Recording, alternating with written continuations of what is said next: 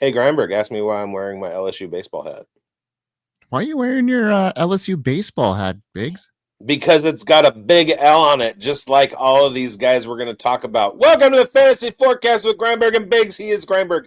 I am bigz. On our last episode, we talked about the guys that rose in rankings and etc. in the 2025 NFL draft. Today, we're going to talk about the Zahers, who absolutely fell on their faces. I had a buddy who was talking about playing in a softball game, and they had just muddied down the field, and so he went and slid head first and did a scorpion. Feet came over the back, ass over tea kettle, and that's what these guys did. Face plant, ankles over the head. And how are you doing? Well, I'm doing pretty good. Yeah, you got me a little rattled there. I love that intro, man. That was awesome. Can't get better than that. Old school style, Grindberg and bigz, gotta love it. And we're back, and we got some losers to talk about. Unfortunately, some people had to lose. We had a really good show the last time we're on here talking about the winners of the draft and people that were affected by it. And we're gonna dig deep. We're gonna get in some insight here for guys that you may want to avoid in your fantasy drafts coming up down the line, whether it's a rookie draft if you're playing dynasty or coming up on redraft. So bigz, let's talk about quarterback, tight end position, and who do you got on the slate here for your faller? Well, I went with a quarterback in our risers, and I went with a tight end in our fallers because I really couldn't find more than one quarterback to talk about who fell. So I'll leave that to you. But I'm going to talk about tight end Colstan Loveland. Now, there was a lot of talk leading up to the draft that Colstan Loveland might have been the best tight end in this class, similar to the stuff that we heard about Dalton Kincaid and Michael Mayer in Sam Laporta's class. But Colstan Loveland went to one of the worst landing spots he possibly could have found, and that's the Chicago Bears. Now, you know me, and you know how out I was on the Chicago Bears situation last year. And even offensive coordinator Ben Johnson coming over to Chicago and taking over doesn't make me feel any better about the Bears situation. In fact, spoiler alert, I'm going to talk about another one in a little bit. Colstan Loveland winds up on a team with Cole Kmet in front of him. Cole Kmet is an established tight end in the National Football League. That means a lot. Colstan Loveland is a young buck, not a blocker. They already have DJ Moore and Rome Odunze in their wide receiver core, and they just added Luther Burden. That's another mouth to feed. Caleb Williams showed last year that he wasn't the most efficient quarterback, not the most accurate quarterback. So all those mouths to feed doesn't look good for Colstan Loveland to have like a big rookie year breakout on the line of Sam Laporta, Kyle Pitts, Brock Bowers, etc. And that's what you want from your tight end position. Talking to Andrew Cooper at Koopa Fiasco on Twitter, the tight end guru, he has basically laid out that in any given draft class, there's really only the first two guys off the board who are gonna produce. And sometimes that even that doesn't happen. Loveland did not help himself getting picked by the Chicago Bears, even if he was the first one off the board. He fell way down in my ranks, and I hate the situation for him. Yeah, there's a lot of mouths to feed there. So yeah, you're gonna have to wait, and like you said, established tight end that knows how to block. They're not gonna put a lot of assignments down Loveland's way if you can't block very well, especially with how much Caleb Williams struggled last year getting the ball out and not seeing his reads properly. So yeah, I like what you said there. I'm gonna talk about the elephant in the room, the one that's been talked about probably a lot over the last, week or so. And that's Shedeur Sanders' fall from Who? grace. Shedeur Sanders. I've Who? never heard of him. Well, he's a fifth round pick. He's a guy that you really, you know, but I'm going to talk to you about him. And because he was seen as a potential first round pick and a future star in the NFL. He had a pretty good college career from Jackson State and Colorado. He's got the pedigree, the production, and he was a exciting fantasy asset in the making. However, his draft stock took a complete significant hit and fell into the fifth round of the NFL draft. He had a guy that was being, mocked, 4 rounds later than him, go ahead of him and Gabriel. And now, that unexpected slide coupled with some competition. Joe Flacco is probably going to lead the way there from a standpoint. It's going to be a long road ahead for Shedeur Sanders to climb the depth chart now. He had some decent stats. We all know that. 70% completion percentage, 4,600 yards, 37 touchdowns to 6 interceptions. He didn't have a whole lot of rushing upside, but this slide shows a lot about, where he sits in the NFL's eyes. And obviously he's not a starter and not first round, second round, third round, fourth round, but fifth round draft capital. And, that's not good. And it's going to take him a long time to get out of that. Maybe he'll play with a chip on his shoulders. Who knows? There was a lot of time in this pre-draft process where I felt like I was a man alone in a forest yelling to nobody. But the NFL totally backed up my Shedeur Sanders take. I've talked a lot about Shedeur Sanders over the last few days. I'm going to talk more in about 10 minutes on my own show because I'm going to lead off with a big Shedeur Sanders rant. But let's just say this. Shedeur Sanders was the quarterback at the University of Colorado, and his offensive coordinator was Pat Shurmur. Pat Shurmur is a former NFL head coach and offensive coordinator with extensive experience and lots of connections. We know of connections because of how many people John Gruden stays in contact with and how much of an influence he had the whole 10 years that he wasn't coaching between his Raiders stints and Buccaneers and Raiders stints. Pat Shurmur is locked into the NFL zeitgeist, whatever. That GMs, scouting department directors, owners, they're talking to Pat Shurmur. Pat Shurmur designed that offense at the University of Colorado to play to Shedeur's strengths, which weren't very many. It wasn't a complicated offense. It wasn't an offense that was going to get him ready to play in the NFL. And it didn't do him any favors. He's not an athletic quarterback.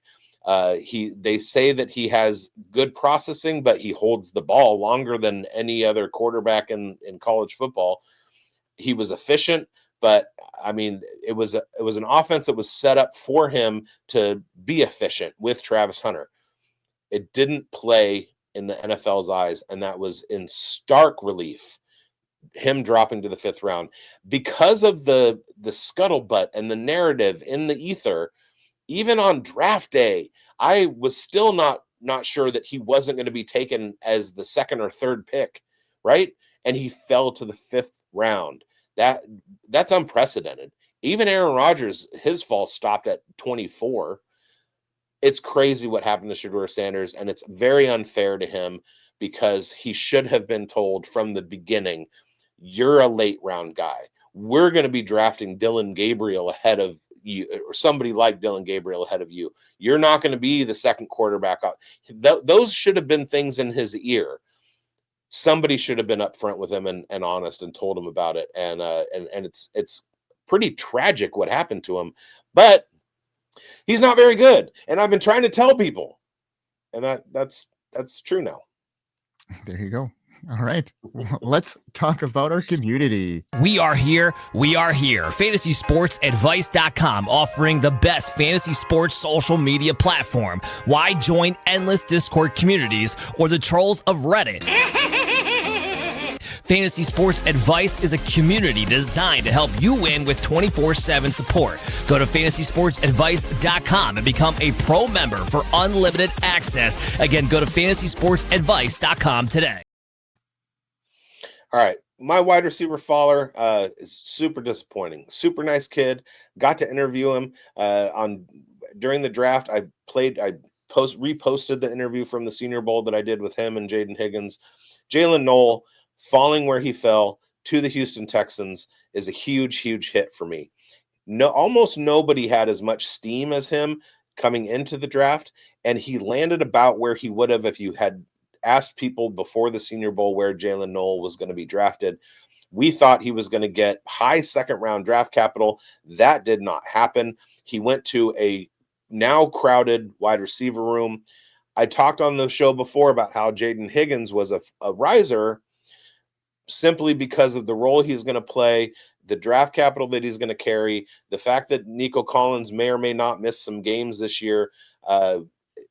and it's really, really sad for Jalen Noel where he went, because it's like with the Bears situation. It's another mouth to feed, and he cannot reach wide receiver 2 status if he's not getting wide receiver 2 targets. And at this point, it doesn't look like that's going to happen in Houston. Yeah, it's unfortunate, but I think he's got a role maybe where he can carve out something there, being able to play the slot. That's a vacant role there. And that's what I'm hoping for down the line. We'll see what happens. Like that Tank Dell, we know that he might not play most of 2025 if he does at all. So there's an opportunity there. I know they got Christian Kirk, who's a veteran that might probably get into that role right away, but injury or something happens, he might just be the better guy in camp and could carve out that role and be on that field. Then I'd be a little bit more optimistic about it. But yeah, like you said, he's headed into a really crowded wide receiver room. They clearly were really happy to get Jaden Higgins in the early part of that second round there. So that was the guy that they took there. So yeah, he's going to be ahead of them in the pecking order. They're obviously different wide receivers, but yeah, like it took a bit of a hit here, and I'm interested to see how this training camp plays out with Christian Kirk there. And that's not to mean that he's not going to be successful. It's just he didn't go to a situation that I liked, and he went later than I liked. So I had to take those things into consideration. Yeah. And same thing happened to here with Elic Aomanor. His slide leaves his fantasy value coming in limbo here. He was once a promising prospect, game-breaking ability. He had a bright future. He had explosive performance, particularly that unforgettable one. Everybody talks about it against Colorado and Travis Hunter. He had 3 touchdowns, I think 290 yards or something like that. It was a huge game, and that made people look at him and thinking that he might be steaming up here. Didn't go that way. 4th round draft capital, not the greatest, and it's to the Titans. Sorry, they've got significantly dampened his outlook in my perspective here. He's not a guy I'm going to be looking at drafting in any sort of redraft, a dart throw now, maybe in the 4th round. I think he's going now in dynasty. It's unfortunate that slide that he had. It's just that current landing spot. It just diminished his value in general in 2025. Although he's got that big playability, it's undeniable. He's inconsistent, and that lack of immediate path to a starting role make him a risky investment, especially in redraft leagues. Had he gotten a little bit better draft capital and been on the Titans, I would have been a little bit more optimistic, but now he's just another guy in the room, and he's going to have to really work hard to get on the field, and I don't see it happening right away. Another guy that I talked about that people tried to say that he had some steam or whatever, and I tried to say, you guys don't understand, this guy's not very good, and the NFL kind of showed it. All those times I drafted him in the 1st round in mock drafts to Johnny Tuma's Broncos, that was trolling. That wasn't he didn't have potential to go in the 1st round. That was just me being a jerk. I love it. All right. I'm going to get to my running back faller, and that's going to be Devin Neal. Another guy I got to interview at the Senior Bowl, super nice kid, and I had high hopes for him. He had 1,500 yards 3 years in a row, 1,200 yards 3 years in a row, something like that, at Kansas. And he just like he carries himself. You watch the tape, you watch him be successful as a running back, and I had high hopes for Devin Neal until he goes to the 6th round to New Orleans, who have Kendre Miller with draft capital over him. They have Alvin Kamara, who's got a $28 million cap hit, so he's not going anywhere. Devin Neal did not get the best situation. And it just goes to show what I was talking about in our last episode about how the environment changes so much when this guy, who could have gone to a team that needed a running back on day 1 and performed, goes in the 6th round. That's how much talent is in the running back space. And all that does is cloud everything up. It just means that, you have to start looking at, you can't look at talent anymore. You have to start looking harder at who the guys ahead of them are, what they're being paid, what their draft capital was, et cetera, and rank them kind of that way, because the talent waters are being diluted. Everybody can run. Everybody can, break tackles. Everybody can catch. All those things. And the differences are basically splitting hairs. So he just wound up in a bad situation. I had him in the top 10. He didn't go in the top 10. He didn't go in the 3rd round. He didn't go in the 4th round. He went in the 6th round, and it was very disheartening for me to watch him fall like that. Yeah. Well, it's a tough spot, and we'll see what happens. I like the talent still. I think that, if something happens to Kamara, maybe there's a shot there. You were big on Kendre Miller, leading up to the Still last. am. Yeah, exactly. So, you may he may get a shot. He hasn't been the coach's favorite in the past, so maybe that has dampened his attitude, and maybe he might get a shot here. I like Devin Neal. Still, hopefully there's an opportunity down the line for him. But yeah, like, definitely crowded backfield. Absolutely. Now I'm going to talk about DJ Giddens, who's my faller. He was getting steamed up, especially after the combine. He had a standout year at Kansas State in 2024, rushed for over 1,200 yards and scoring double-digit touchdowns. Good vision, great elusiveness. He's got that receiving ability, and he's an intriguing prospect heading into the draft. But in the Colts crowded backfield, it's going to sharply limit his upside, especially with Jonathan Taylor there. And Anthony Richardson, especially if he's going to be the starting quarterback for the near future, that's going to cap out any sort of opportunity for Giddens. And, it's just a crammed area for me. 5th round draft capital, not the greatest at all. And that fall to the 5th round, that landing spot with the Colts, long-term project, but not a immediate fantasy relevance whatsoever. With Jonathan Taylor, still in his prime here. Giddens could be a super, super late sleeper in best ball. And win you some leagues, but that's about it. Yeah, if he gets the opportunity, that could pop off. He's got that athletic score that really pops off the charts here. So, if he gets the opportunity, maybe he can make good with it. But yeah, that's all you got to worry. That's all you got to be hopeful for with some of these guys, especially these late round, 5th round guys that tend to slide down the line here. Awesome, man. Let's get into our spotlights. But before we do that, let's talk about our rookie guide, bigz. It's about to launch. What do you know about it? I know a couple things. I know that it has some ranks. I know that it has some analytical stats. I know that it has a lot of hard work, blood, sweat, and tears by a lot of really good analysts. And it's going to be very important for you heading into your rookie drafts, and you're going to need to get it. So as soon as it drops, we'll have links out for you on Twitter and on Fantasy Sports Advice Network. So make sure that you have your Fantasy Sports Advice Network account and grab that rookie guide as soon as it drops, because you're gonna win leagues because of it. You betcha. Now let's get into our spotlights and bigz. I'm excited to hear about yours.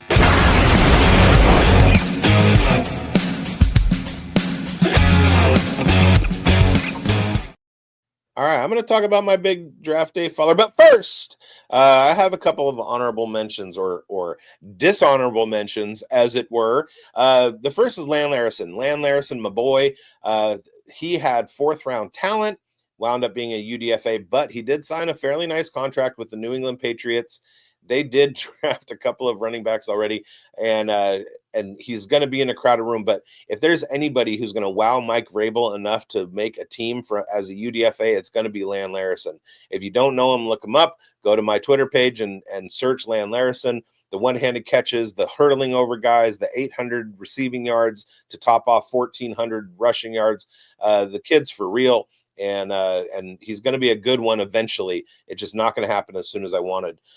My other dishonorable mentions are going to be Tez Johnson, Ricky White, Caden Prather, Kanata Mumpfield, Dominic Lovett, and Junior Bergen. You were all 7th round draft picks, and especially Tez Johnson and Ricky White. Those guys were talked about as sleepers and everything. You were 7th round draft picks. What does that mean? That means that you were drafted behind Raiders 6th round wide receiver Tommy Mellott, who was an FCS quarterback before the draft and is an NFL wide receiver now that you all lost draft capital to. He hasn't played wide receiver, and he got drafted ahead of you guys. What are you doing?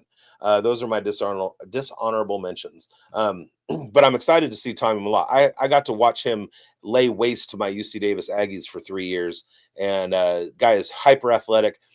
a lot of people are comping him to Julian Edelman, who made a similar. He went from Kent State as a quarterback to the Patriots. Took a few years on special teams and learning the wide receiver position. And if Malott works that hard, in a couple of years, he could be a Julian Edelman type, and that's fun. That's worth a 6th round draft pick.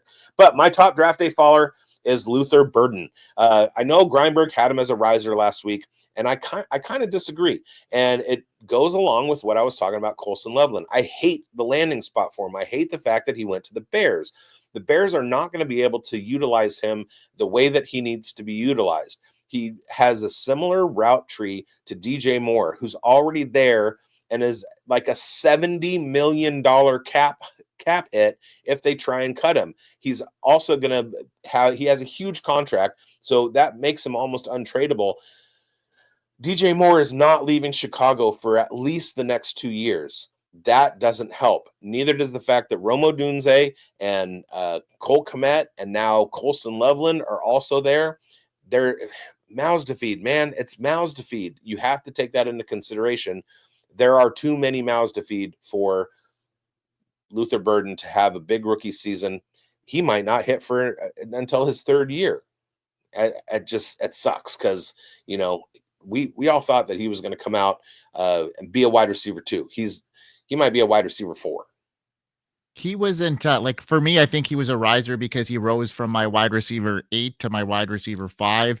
And I don't think this landing spot is horrible for him if things clear up, midway through this year. I don't think he's going to have a huge rookie season. And I didn't even say that on the last show. I was just more of, explaining that I think he's and I'm not justifying, it's not like we're battling here anyway.